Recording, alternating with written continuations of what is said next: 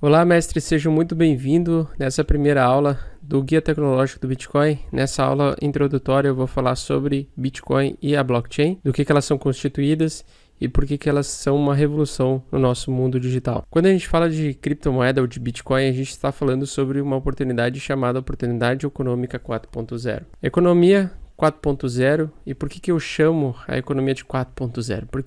Porque a economia como conhecemos atualmente, ela se iniciou a partir do vapor que impulsionou a Revolução Industrial no século XVIII. Logo depois veio a segunda fase da nossa economia, que trouxe a eletricidade e linhas de montagem. E a terceira fase da nossa economia, os anos 70, onde começou o processo de automação, computadores e redes conectadas, o início da internet militarizada. E agora a gente está em uma fase em que o digital e o real eles se misturaram de uma forma que a gente não consegue mais dissociar uma com a outra. Hoje nós temos o tempo todo um celular na mão ou algum mecanismo que tenha inteligência artificial integrada para fazer a integração de vários sistemas através de aplicativos. Então um exemplo claro disso é a Praça de São Pedro. Então em 2005 na Praça de São Pedro vários fiéis foram presenciar o Papa. 6 anos mais tarde, em 2011, o mesmo público você pode ver aí todos eles segurando, no mínimo, um smartphone, um iPad, com um conjunto de inteligência artificial, fazendo a transmissão ao vivo para qualquer lugar do mundo. Tudo isso em tempo real. Em 94, quando começou a nossa internet como conhecemos hoje, ela iniciou um processo chamado de descentralização, que a gente até então não entendia muito bem o que isso poderia modificar no nosso mundo. Mas, basicamente, os sistemas até nos anos 90, até meados dos anos 90, eles em grande maioria eram sistemas totalmente centralizados, onde um poder central ele conectava pontos ou pessoas através desse poder central. Vamos pegar um exemplo. Nos anos 90, quando você dependia de dinheiro, você queria guardar dinheiro com segurança, você dependia de um banco. Esse banco ele era considerado um poder central. Para você, vamos dizer que você é esse pontinho A aqui e você quer mandar dinheiro para esse pontinho B aqui. Para o pontinho A enviar dinheiro para o pontinho B, a gente precisava da autorização do banco, burocracia do banco, taxas, limites e todos esses problemas que a gente ainda enxerga até hoje com sistemas bancários convencionais. Até que com a internet surgiu, então, em 2008, o Bitcoin, que trouxe um sistema distribuído, onde ele eliminou o poder central, o poder de um intermediário e distribuiu esse poder e essa liberdade para todos os usuários. Então o Bitcoin ele é a primeira criptomoeda mundial totalmente descentralizada.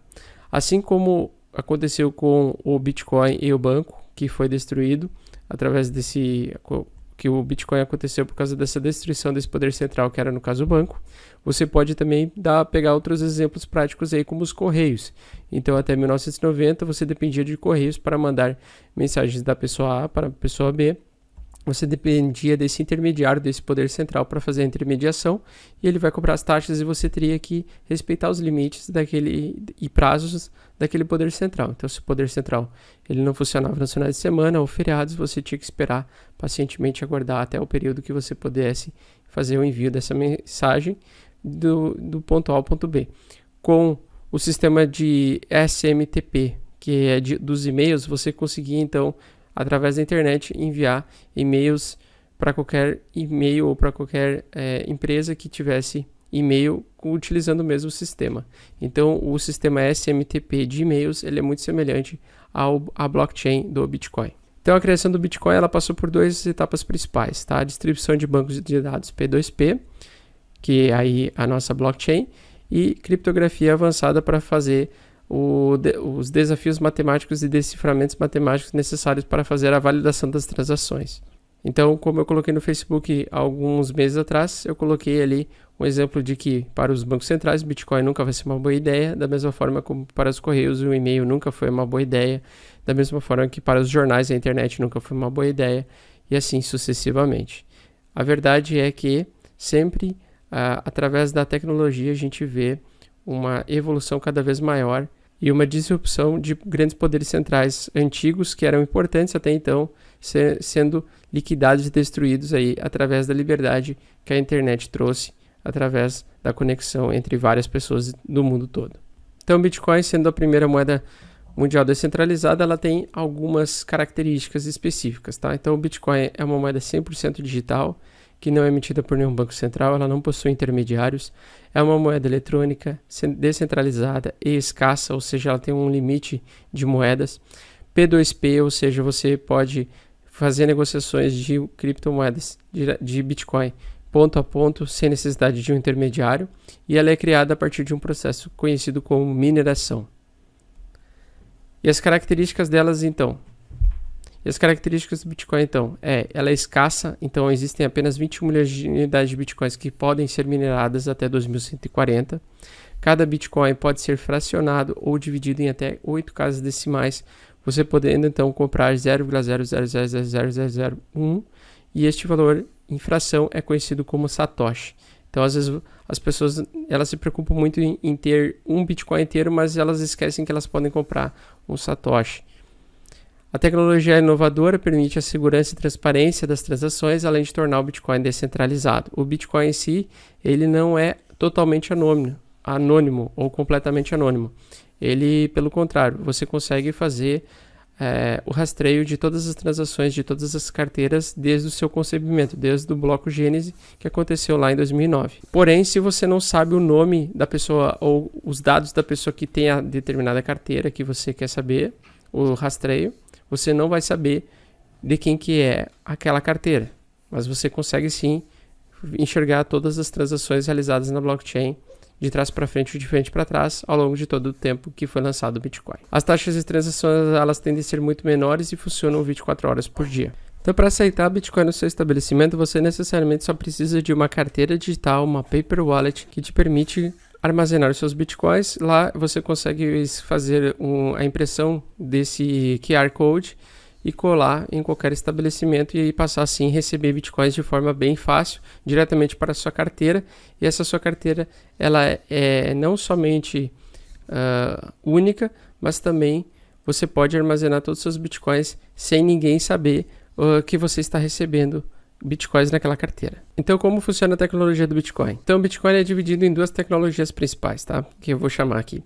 A primeira é a blockchain, claro, que é a evolução da nossa internet como conhecemos. E, basicamente, a blockchain ela é uma corrente de blocos. Que tipo de blocos, Augusto? Blocos de informação. Cada bloco de informação ele é como se fosse uma página de um caderno, ou livro razão, onde você anota a pessoa que está enviando dinheiro, a pessoa que está recebendo, a chave pública e a chave privada de cada um, e esse bloco ele é gerado um novo bloco a cada 10 minutos. E esses blocos eles ficam armazenados para todo o sempre. Então, enquanto existir a internet e existir a blockchain, esses blocos e essas informações que foram realizadas desde 2009, elas são registradas nesse grande livro razão público online, que você pode acessar a qualquer momento. Então é só você acessar www.blockchain.com que você consegue acessar todas as transações realizadas em tempo real. Então a blockchain ela funciona então como uma corrente de blocos, onde cada bloco que tem um conjunto de informações de transação, ele é adicionado em cadeia. E à medida que passa o tempo, essa blockchain ela fica mais robusta e maior, ela fica cada vez mais impenetrável. Hoje, para você ter uma ideia, teria que ser investidos 4 bilhões de dólares para, em uma tentativa de 10 minutos, conseguir refazer todas as transações de trás para frente e de frente para trás, conhecido como ataque 51%, para você conseguir modificar qualquer tipo de informação na blockchain do Bitcoin. Então, toda a informação armazenada na blockchain, ela é praticamente aí, não diria que é impossível de invadir, mas ela é muito difícil. Atualmente não entendemos que nenhum hacker teria a capacidade de conseguir, a capacidade financeira e intelectual de conseguir fazer um ataque de 51% na rede do blockchain do Bitcoin. E por que a blockchain do Bitcoin ela é tão poderosa? Ela tem um sistema conhecido como sistema de hash, que nada mais é do que uma impressão digital. Então, cada bloquinho que é adicionado de informação, de transações, de todas as transações nessa corrente de blocos, ele tem uma impressão digital, que a gente chama aqui de hash, ou seja, é o que torna cada dado um dado que está na blockchain um dado único. Então, esse dado único ele sempre vai ter uma herança, e toda vez que você cria um novo bloco e são adicionadas novas transações naquele novo bloco, ele vai precisar automaticamente ter uma conexão com o hash anterior. Então ele vai ter o hash ou a impressão digital do novo bloco, gerar um novo bloco, e ele também vai ter um hash do bloco anterior, ou ele vai precisar ter uma ligação direta com o bloco anterior. Se você tenta mudar qualquer tipo de informação, seja de envio ou de alteração de valores de Bitcoin durante a geração do bloco, você modifica automaticamente o hash, e o hash não é reconhecido pela rede como uma autorização. Ela não recebe autorização para fazer a validação da transação. E aí ele vai trancar todos os blocos posteriores que venham vir depois desse bloco. Isso gera uma segurança contra vários tipos de ataques e vários tipos de fraude. Por isso que o blockchain é reconhecidamente um sistema muito seguro e que é bem quisto aí por muitas empresas e grandes corporações hoje em dia. E o que é a mineração? A mineração é a segunda fase que compõe essa tecnologia do Bitcoin e que serve para o funcionamento do Bitcoin. Mineração não só para Bitcoin, mas para outras altcoins existentes, e hoje nós temos aproximadamente quase 3.000 criptomoedas no mundo. Eles nada mais são do que um sistema de recompensa, onde a cada 4 anos o sistema de recompensa de mineração diminui pela metade o número de Bitcoins, a recompensa de Bitcoins. O que é o minerador? Como o Bitcoin ele não tem um banco ou um sistema por trás para fazer a validação das transações, ou seja, João quer mandar Bitcoin para Maria. E você precisaria pelo menos ter um intermediário. Quem faz o papel de intermediação para a validação dessas transações são nós de rede ou validadores, ou seja, pessoas que possuem máquinas com alto poder de capacidade de processamento matemático para fazer a validação das transações. Então, quem faz isso é o próprio sistema, a própria blockchain, que tem um conjunto de diversas pessoas que deixam máquinas disponíveis 24 horas ligadas por dia para fazer a validação das transações. Por isso que o sistema do Bitcoin ele funciona 24 horas por dia, todos os dias da semana. E a cada 4 anos existe uma queda de recompensa da mineração, que como a mineração é um sistema de recompensa, ela paga para cada minerador, atualmente no período que estamos gravando esse vídeo, em 2019, paga 12,5 bitcoins. Porém, no início, em 2008 até 2012, pagava-se a cada 10 minutos ou a cada novo bloco gerado na rede do blockchain, 50 bitcoins para bloco minerado. De 2012 até 2016, caiu para 25, ou seja, teve um corte, que a gente chama de halving, que é a queda da recompensa de mineração pela metade, que ocorre em média a cada 4 anos. E de 2016 até 2020, que é o período que estamos vivendo e estamos gravando o vídeo de hoje, ele paga 12,5 bitcoins a cada 10 minutos. A previsão é que até maio ou abril de 2020, o Bitcoin passe então a recompensar os mineradores a partir de 6,25 bitcoins a cada 10 minutos. Ou seja, o que acontece com o ativo que se torna cada vez mais escasso, ou seja, ele é emitido em uma velocidade menor e aumenta a procura, ou seja, mais pessoas estão atuantes e participando do mercado, estão querendo comprar bitcoins todos os dias. Acontece a valorização do ativo no médio e longo prazo, porque fica cada vez mais difícil a cada 4 anos comprar um Bitcoin inteiro.